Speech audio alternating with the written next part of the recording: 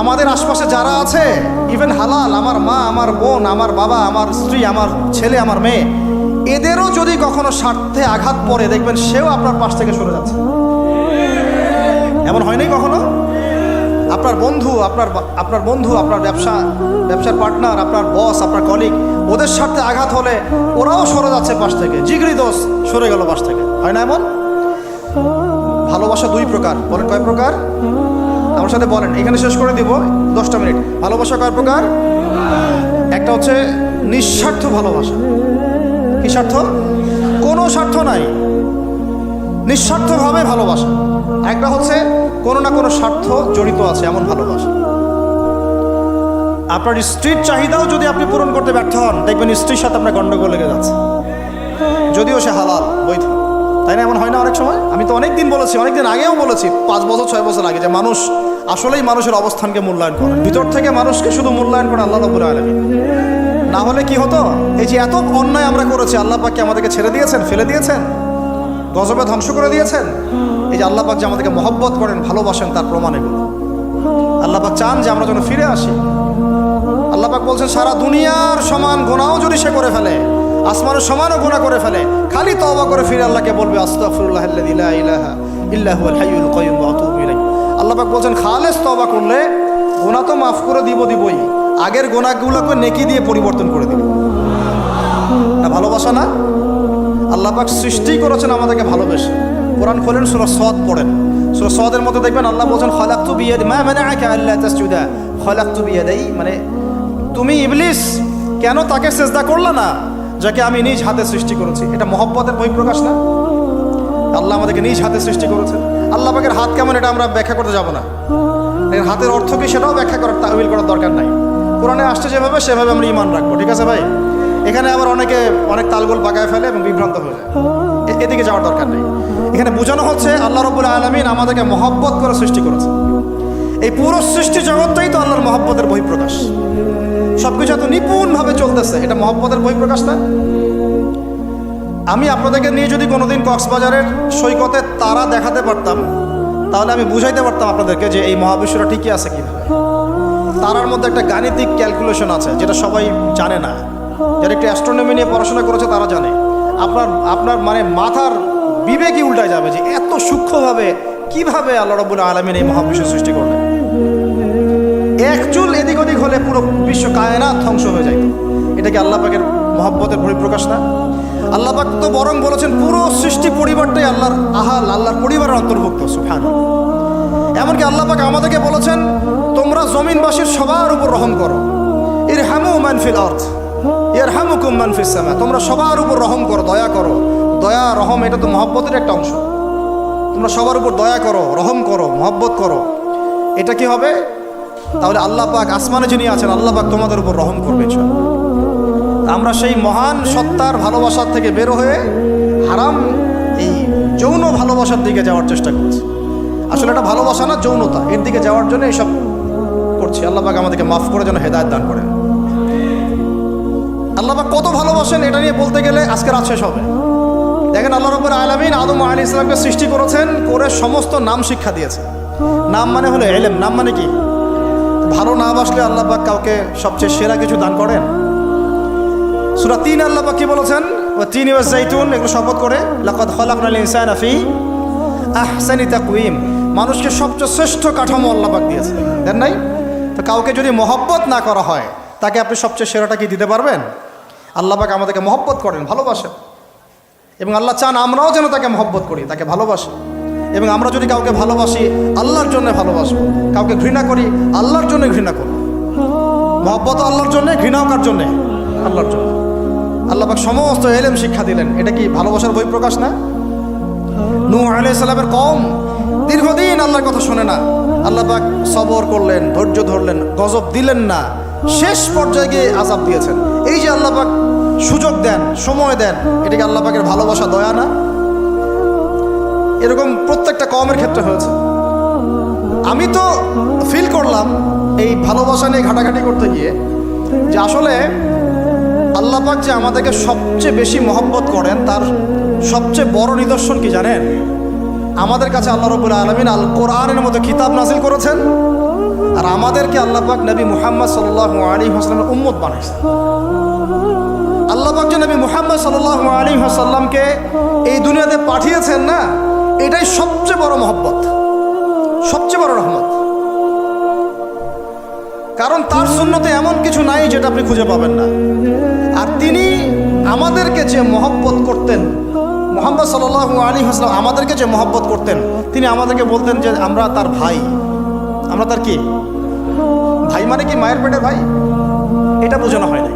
একটা হাদিসে তিনি বলেছেন আমি তো পিতৃতুল্য। তার মানে কি সত্যি সত্যি বাবা সন্তানের সম্পর্ক? রুহানি পিতা। তিনি কি ইমাম নন? তিনি ইমাম, তিনি নেতা, তিনি আমাদের শিক্ষক, তিনি নবী। তো তিনি আমাদেরকে যে মহব্বত করতেন, তিনি একদিন বলছিলেন নবী সাহাবীদের সামনে, কাশ আমি যদি আমার ভাইদেরকে দেখতে পেতাম। সাহাবীরা বলছেন ইয়া রাসূলুল্লাহ আমরা কি আপনার ভাই না? তখন নবীজি বলছেন না, তোমরা আমার সাহাবী। আমার ভাই তারা যারা আমাকে না দেখেই আমার প্রতি ঈমান নিয়ে আসবে। প্রত্যেক নবীকে আল্লাহ পাক একটা দোয়া করার চান্স দিয়েছে। কয়টা ভাই? এমন একটা দোয়া যেটা করলে আল্লাহ পাক কবুল করবেনই করবেন। করলে আল্লাহ পাক কি করবেন? অবশ্যই কবুল করবেন। নবী সাল্লাল্লাহু আলাইহি ওয়াসাল্লাম বলছেন যে সমস্ত নবী এই দোয়াটা পৃথিবীতে করে ফেলেছে। আমি এই দোয়াটাকে মুলতবি রেখেছি যে কাল কিয়ামতের মাঠে আমি আমার উম্মতের জন্য সুপারিশ করব ইনশাআল্লাহ। এবং নবী সাল্লাল্লাহু আলাইহি ওয়াসাল্লামের সুপারিশে বহু কবিরা গুনাহগার মুসলমান যারা জাহান্নামের ফয়সালা হয়ে গেছে তাদেরকে আল্লাহ পাক কিছুটা শাস্তি ভোগ করালে হলেও আবার জান্নাতে নিয়ে আসবে ইনশাআল্লাহ।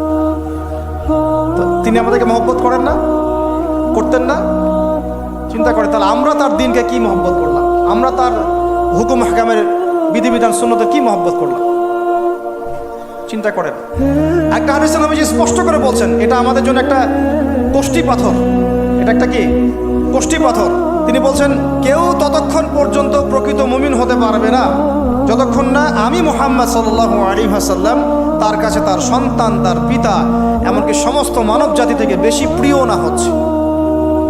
আর আমরা যারা আগামীকালকে এইটার প্রিপারেশন নিয়েছি, আসলে কি আমাদের কাছে নবী প্রিয় বেশি না আমাদের দুনিয়ার স্বার্থ বেশি প্রিয়? যারা এগুলো করবে তাদের কাছে কি সত্যি নবী প্রিয়? তাহলে তারা করতে পারতো না। যদি নবী আমাদের কাছে সবচেয়ে বেশি প্রিয় না হয় আমরা মুমিন হতে পারছি না। আর যাদের কাছে নবী প্রিয় তারা কখনো এমন হারাম কাজে যেতে পারবে না। যারা যাচ্ছে তারা কখনোই নবীকে ভালোবাসে না, কোশ্চিনকালেও না। শোনেন ওমর রাদিয়াল্লাহু আনহুর নাম শুনেন নাই?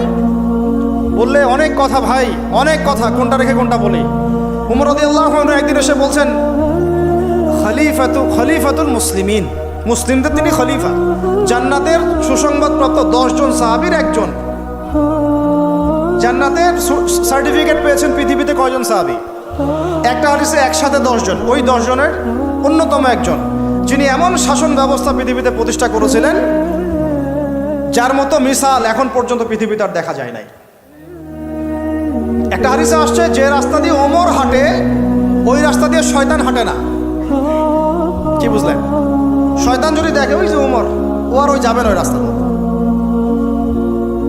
এই হচ্ছে ওমর ইবনে খাত্তাব। আমার পরে কোনো নবী নাই। নবীজি বলছেন আমার পরে কোনো নবী নাই। লা নবিয়্যা বাদি, আমার পরে কোনো নবী নাই। যদি হতো তাহলে ওমর হতো, যদি হতো তাহলে ওমর হতো। অন্য একটা হাদিসে আসছে আমার পরে কোনো নবী নাই, তবে তুমি আমার, এটা অন্য সাহাবী সম্পর্কে, আলী ইবনে আবি তালিব সম্পর্কে, তুমি আমার জীবনে তেমন মুসার জীবনে হারুন ছিল যেমন। এটা হচ্ছে আলী ইবনে আবি তালিব। তো এখানে কথা হচ্ছে ওমর রাদিয়াল্লাহু আনহুর মতো মানুষ নবীর কাছে এসে বলছেন সাল্লাল্লাহু আলাইহি ওয়াসাল্লাম, ইয়া রাসূলুল্লাহ ওয়াল্লাহি লা উহিব্বুক, আল্লাহর কসম করে বলছি আমি আপনাকে অনেক মহব্বত করি, ইল্লা মিন নাফসি, আমার নফসের চেয়ে বেশি না। মানে আমি আমার জানের চাইতে আপনাকে বেশি মহব্বত করি না। কথা কি বুঝতে পারতেন কি? মানে আমি আপনাকে অনেক মহব্বত করি ইয়া রাসূলুল্লাহ, সব কিছু থেকে বেশি মহব্বত করি, কিন্তু আমার নিজের জানের চেয়ে বেশি না। নবী সাল্লাল্লাহু আলাইহি ওয়াসাল্লাম বলেন লা ইয়া ওমর, এখনো মুমিন হওনি ওমর। কাকে বলছেন? কাকে বলছেন? জান্নাতের সার্টিফিকেট প্রাপ্ত একজন মানুষকে। লা ইয়া ওমর, এখনো হওনি। তখন নবী সাল্লাল্লাহু আলাইহি ওয়াসাল্লামকে তিনি একটু পরে আবার বলছেন ইয়া রাসূলুল্লাহ ওয়াল্লাহি আলান, এখন লা হাব্বা ইলাইয়া মিন কুল্লি শাই হাত্তা মিন নাফসি, এখন থেকে আপনি আমার কাছে সবচেয়ে বেশি প্রিয় সব কিছু থেকে, এমনকি আমার নফসের থেকেও বেশি প্রিয়।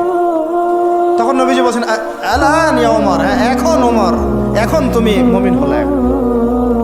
তাহলে যারা আমরা নবীর সুন্নতের খেলাফ এইসব অপসংস্কৃতি, নোংরামি, জেনা, ব্যভিচার, কনসার্ট, নাটক, সিনেমা, পরকিয়া, এইসব তথাকথিত ভালোবাসা দিবস, এই জেনা দিবসগুলো পালন করছি, আমরা কি আসলেই নবীকে ভালোবাসি?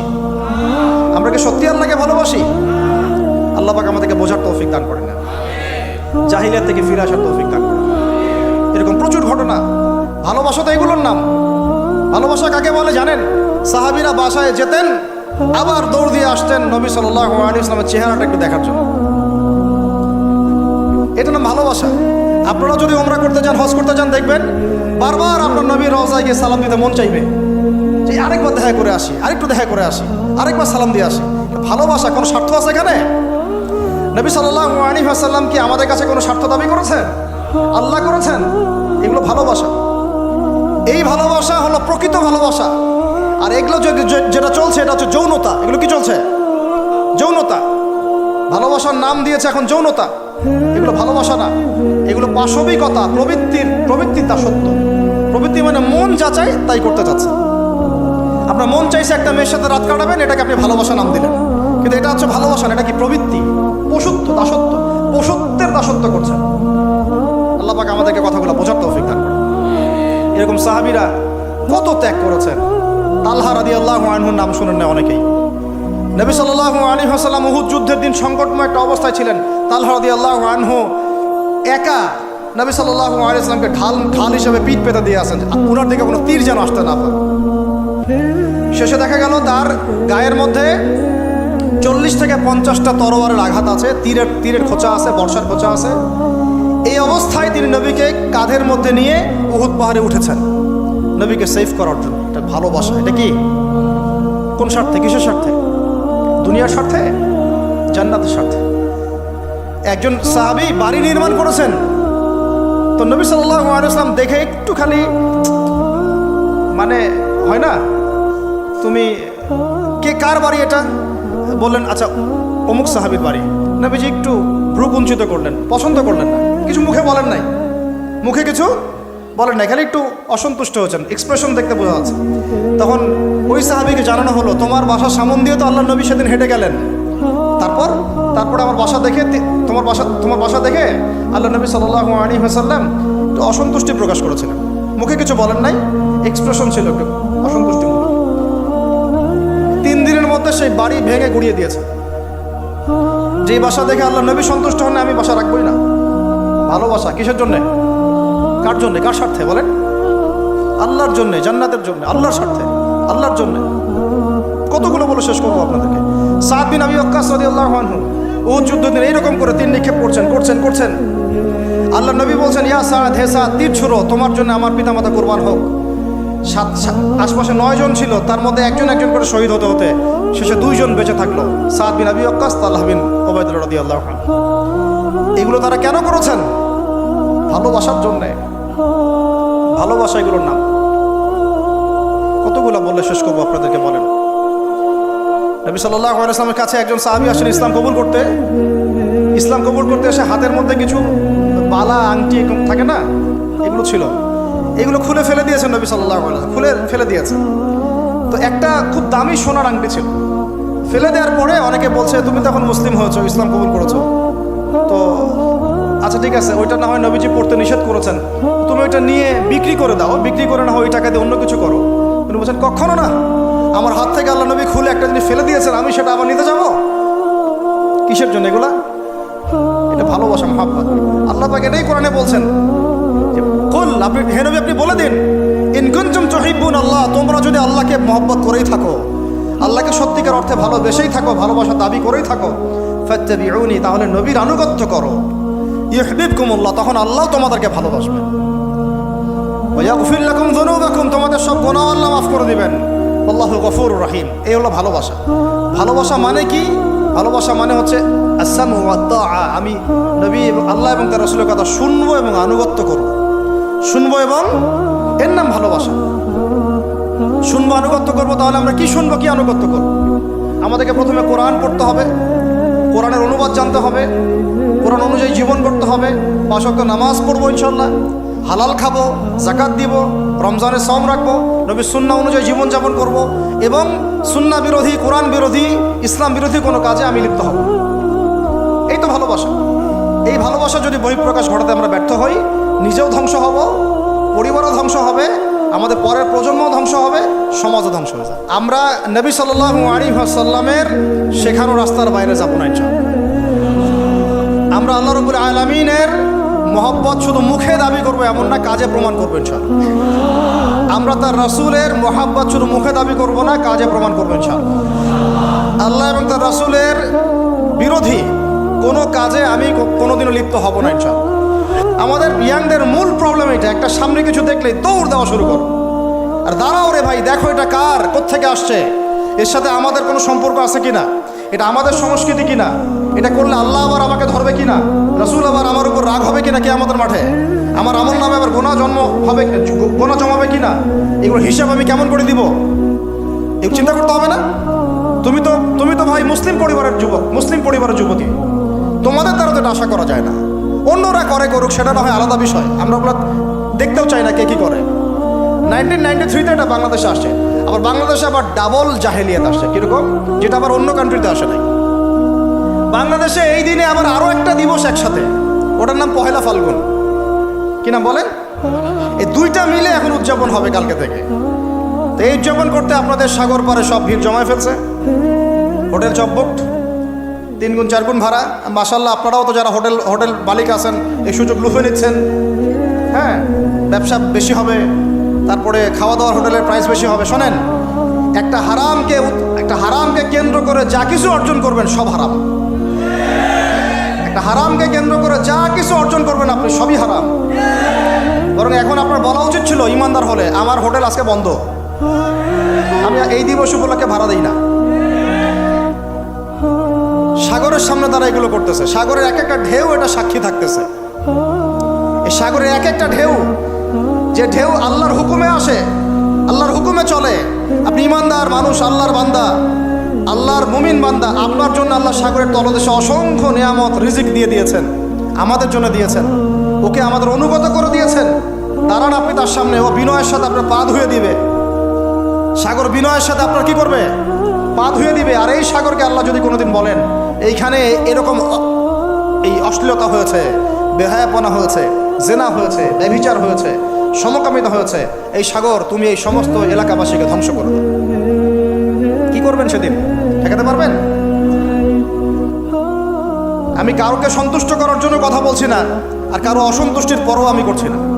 যেটা হক সেটা আমাকে বলতে হবে, কারণ যদি আমি না বলি ওই গজব আসলে আমি সদ্য ধ্বংস হয়ে যাব। আল্লাহ পাক চাইলে এক দিনের মধ্যে এমন সুনামি দিতে পারেন, পুরা কক্সবাজার কেন বাংলাদেশ পানির তলে চলে যেতে পারে। এই জায়গাকে বেছে নিছে এই জেনা দিবস পালন করার জন্য। চিন্তা করেন কার ক্যারেক্টার, কার আদর্শ এটা ফলো করতেছে। আল্লাহ পাক কোরআনে বলেছেন, লাকাদ কানা লাকুম ফি রাসূলিল্লাহি উসওয়াতুন হাসানা, তোমাদের মধ্যে আল্লাহর নবী মুহাম্মদ সাল্লাল্লাহু আলাইহি ওয়াসাল্লামের মধ্যেই আছে সর্বোত্তম আদর্শ। আর এই দিবস পালনের মধ্য দিয়ে আপনারা ওই সেন্ট ভ্যালেন্টাইন্স ওর আদর্শ ফলো করতেছেন। নাউযুবিল্লাহ। হাদিসে নবীজি বলছেন, আল মারউ মা'a মান আহাব, যে যাকে ভালোবাসবে। অন্য হাদিসে আসছে যে কম যার সাদৃশ্য অনুসরণ করবে তার সাথেই তার হাসর হবে। তাহলে আপনারা তার সাথে হাসরের প্রিপারেশন নিতে থাকেন। কার সাথে হাসর করতে চান? চিন্তা করা যায়। আনাস রাদিয়াল্লাহু আনহু বলতেন যে আমি আল্লাহর নবীকে ভালোবাসি, আমি আবু বকরকে ভালোবাসি, আমি ওমরকে ভালোবাসি রাদিয়াল্লাহু আনহুম আজমাইন। যদিও আমার আমল তাদের মতো নয়, তারপর আমি আশা করি এই ভালোবাসার খাতিরে আল্লাহ তাদের সাথে আমাকে হাসর করাবেন। চিন্তা করা যায়। আজকে একটা হাদিস পড়ছিলাম যে কিয়ামতের মাঠে শহীদরা পর্যন্ত ঈর্ষান্বিত হবে, নবীরা ঈর্ষান্বিত হবে একদল মানুষকে দেখে, যে আল্লাহ পাক তাদেরকে নূর দিবেন, চেহারা আলোকিত হয়ে থাকবে। তারা শহীদও হয় নাই, তারা নবীও ছিল না, বরং তারা তাদেরকে দেখে ঈর্ষান্বিত হবে। আল্লাহ পাক বলবেন, এরা আমার সেই সব বান্দা যারা একে অপরকে মহব্বত করত শুধু আমার সন্তুষ্টির জন্য। আর আমরা জেনাকে মহব্বত নাম দিয়েছি। এখন আমি এই জায়গাটা থেকে একটু ভিতরে যাই। দেখেন 1993 সালে এটা চালু হওয়ার পর থেকে কি হলো, আসলে হলোটা কি দেখেন। হলো মানে কি, একটু মনোযোগ দাও আমার দিকে তোমরা ইয়াংরা। যখন এটা লাইসেন্স পেয়ে গেল, পৃষ্ঠপোষকতা পাচ্ছে, তখন আসলে হচ্ছেটা কি? একটা জিনিস লাইসেন্স ছিল না, পৃষ্ঠপোষকতা ছিল না, মানুষ অল্প কিছু মানুষ করতো, সেটা আলাদা বিষয়। আর যখন একটা বিষয়ে মানে আপনি ঢাকঢোল পিটায়ে উদযাপন করতেছেন, তখন এটা একটা কি পেয়ে যায়, একটা আনুষ্ঠানিকতা পেয়ে যায়, একটা লিগালাইজড হয়ে যায় জিনিসটা। মনে হয় যে ওটাই মনে হয় করণীয়, ওটা যারা করছে না ওরাই মনে হয় ব্যাকডেটেড, এমন হয়ে যায় বিষয়টা। হলো কি তারপরে হলো ছেলে মেয়েদের ফ্রি একটা মিক্সিং শুরু হয়ে গেল। ছেলে মেয়ে মানে আল্লাহ পাক যে বলেছেন যে তোমরা দৃষ্টি নিচু করো, এটা যে কোরআনে আছে যে একটা গায়রে মাহরামের দিকে চোখ পড়লে যদি খারাপ চিন্তা চলে আসে চোখটা কি করো, নিচু করো, ছেলে হোক মেয়ে হোক। এই আয়াত কোরআনেই পড়ে থাকলো, চক্ষু নিচু করো তো দূরের কথা, চোখে চোখ রেখে এখন কিস করতেছে মনে করে বিষয়টা, তাই না? কথা কি বুঝতে পারেন? আল্লাহ পাক কোরআনে বলছেন, আমি শর্ট করে বলতেছি যেটা আপনাদের টাইমটাও মানে একটা ফ্যাক্ট, আপনার বাসায় গিয়ে পড়ে দেখবেন। আল্লাহ পাক কোরআনে বলেছেন ওয়ালা তাকরাবা হাযিহিশ শাজারা, একটু বোঝার চেষ্টা করেন। এই কথাটা আল্লাহ পাক বলেছেন আমাদের পিতা এবং মাতাকে, আদম আলাইহিস সালাম এবং হাওয়া আলাইহিস সালামকে। দেখো তোমরা জান্নাতের সব জায়গায় ঘোরো, খাও, কোনো সমস্যা নাই। ওয়ালা তাকরাবা হাযিহিশ শাজারা, এই গাছে উঠবা না, কথাটা এমন না। এই গাছের পাতা ধরবা না, কথাটা এমন না। এই গাছের ফল টান দিও না, কথাটা এমন না। এই গাছের ছায়ায় বসিও না, কথাটা এমন না। আল্লাহ পাক বলছেন ওয়ালা তাকরাবা, এই গাছের কাছেও আরো জোরে বলেন, এই গাছের কাছেও যেও না। ফল খাওয়া তো দূরের কথা, গাছে উঠা তো দূরের কথা, গাছের নিচে বসা তো দূরের কথা, কাছেও সেম কথা আল্লাহ পাক সূরা বনী ইসরাঈলের মধ্যে বলছেন ওয়ালা তাকরাবুজ জিনা, তোমরা জিনার কাছেও। বলা হয় নাই যে তুমি দেখা সাক্ষাৎ করো না, ভ্যালেন্টাইন্স ডে পালন করো না তথাকথিত, তুমি ওর হাত ধরো না, তুমি ওর দিকে খারাপ নজরে তাকিও না, তুমি ওকে কিস করো না, তুমি সব করো কিন্তু মানে বিশেষ কাজটা করো না, তার সাথে অন্তরঙ্গ মিলিত হয়েও না, এগুলো বলা হয়নি। কি বলা হচ্ছে? ওর কাছেও। আর আমরা এখন কাছে যেও না আল্লাহ কোরআনে বলেছেন, আর সমাজ বলতেছে এটাই হলো কাছে আসার গল্প। এটা কি কাছে আসার? তাহলে কোরআন একদিকে যাচ্ছে, সুন্নাহ একদিকে যাচ্ছে, আপনার ইসলাম একদিকে যাচ্ছে, আল্লাহ একদিকে, রাসূল একদিকে, সমাজ। তাহলে নিঃসন্দেহে এই সমাজের উপর আল্লাহর বরকত নাজিল হবে, আল্লাহর রহমত আসবে। এটা বোঝার চেষ্টা করেন। এরপরে কি হলো 93 পর থেকে ফ্রি মিক্সিং বেড়ে গেল।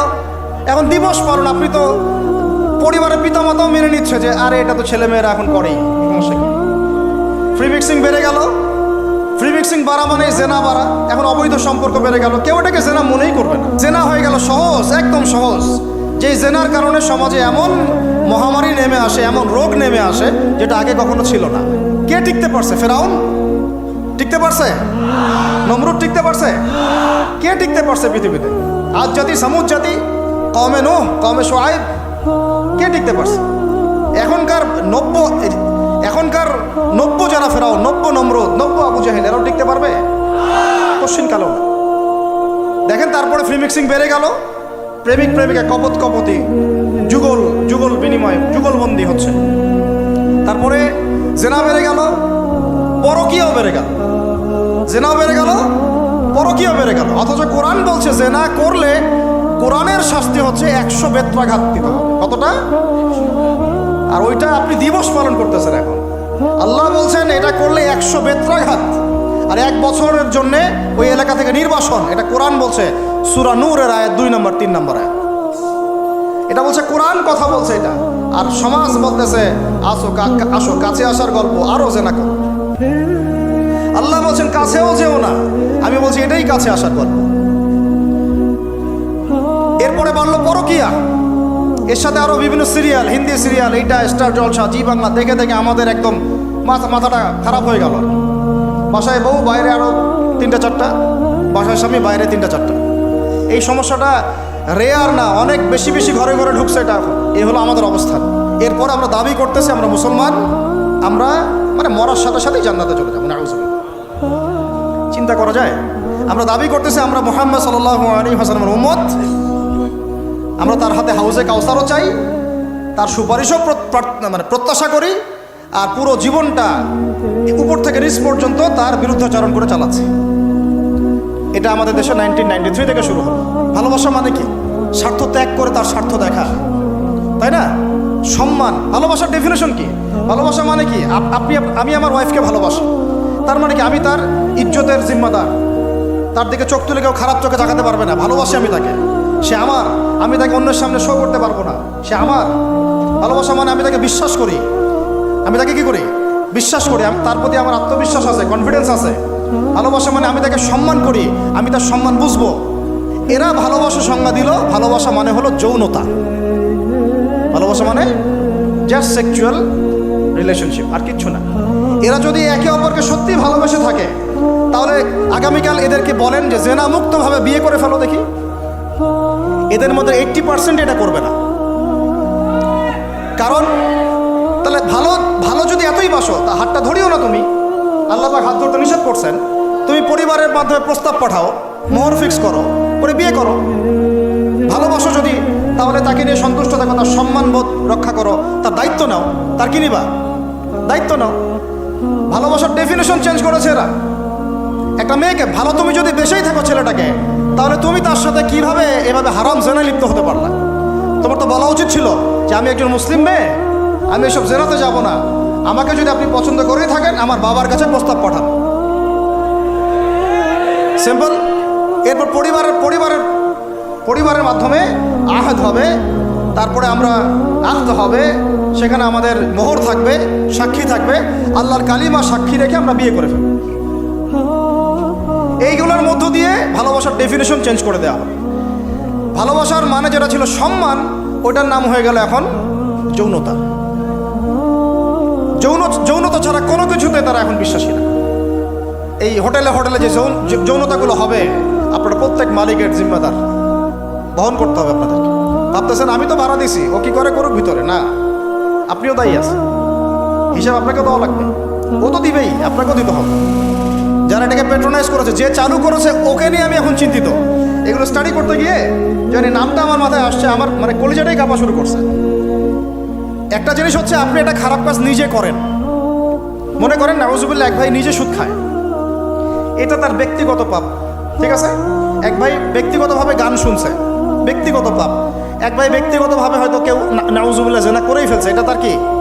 ব্যক্তিগত পাপ। আল্লাহর কাছে ইস্তেগফার করবে, তওবা করবে, আল্লাহ চাইলে মাফ করে দিবেন, পাপ গোপন করে দিবেন, তাই তো? এটা একটা সুরত। একটা সুরত কি? আমি সুদ নিজে খাইছি, আরো লক্ষ কোটি মানুষকে খাওয়াইছি।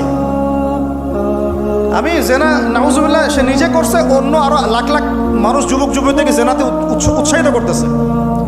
নিজে গান শুনছে, মানুষকে শোনাচ্ছে, নিজের মৃত্যুর পরেও সেই গান বাজতেছে। এটা হচ্ছে গুনাহে জারিয়া। এটা কি? গুনাহে জারিয়া।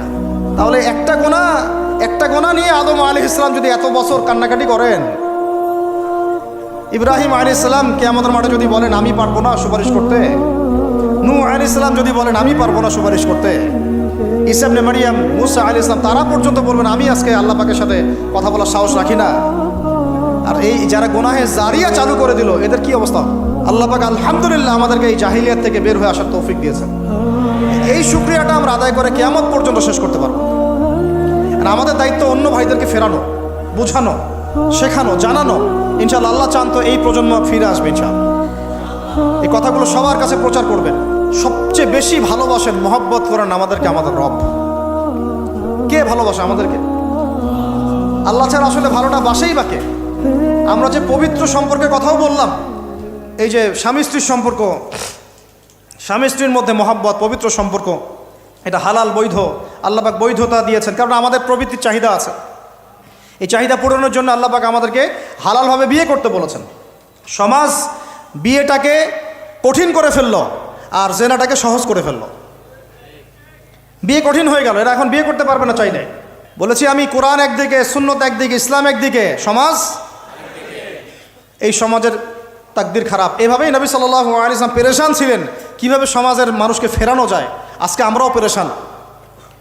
আল্লাহ পাক সবার আগে আমাকে ইসলাহ দান করেন, আমার পরিবারকে দান করেন, আমাদের প্রত্যেক দিনই ভাই বোনকে দান করেন এবং ইস্তেকামাত দান করেন। আল্লাহুম্মা সাব্বিতনা ওয়াজআলনা হাদিয়ান ওয়া মাহদিয়া।